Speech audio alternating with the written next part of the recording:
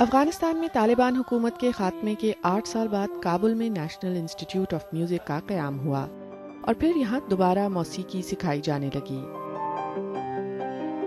اس ادارے میں موجود 140 شاگردوں میں سے تقریباً آدھے یتیم یا بے گھر ہیں۔ میں اپنے گاؤں سے آ کر تقریباً 1 سال سے یہاں زیر تعلیم ہوں۔ یہاں سے ستار بجانا سیکھ کر میں مستقبل میں اپنے ملک کے لیے ستار نواز بننا چاہتی ہوں۔ یہ اکیڈمی وزارت تعلیم کا حصہ ہے اور بین الاقوامی امداد کی بدولت تمام بچوں کو مکمل اسکالرشپ دی گئی ہے۔ کورس کے اختتام پر انہیں بین الاقوامی معیار کا ڈپلومہ دیا جاتا ہے۔ کئی بچوں کی خواہش ہے کہ وہ مزید تعلیم حاصل کریں۔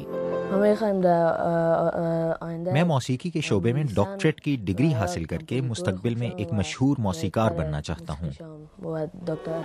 اساتذہ بچوں کے اس جذبے پر خوشی کا اظہار کرتے ہیں۔ بچوں میں فن موسیقی سیکھنے کی پیاس ہے۔ ملک میں آنے والی یہ تبدیلی خوش آئند ہے۔ اب ہم نوجوانوں کو موسیقی کی تعلیم دے سکتے ہیں۔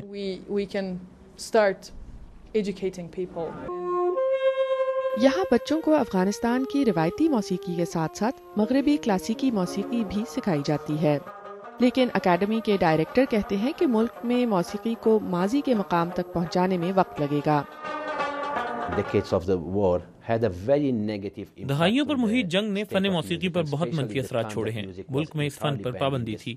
موسیقی کی بحالی طالبان حکومت کے خاتمے کے بعد آنے والی ایک مثبت تبدیلی تو ہے، مگر ابھی فن موسیقی میں پیش رفت کے لیے کافی کام ہونا باقی ہے۔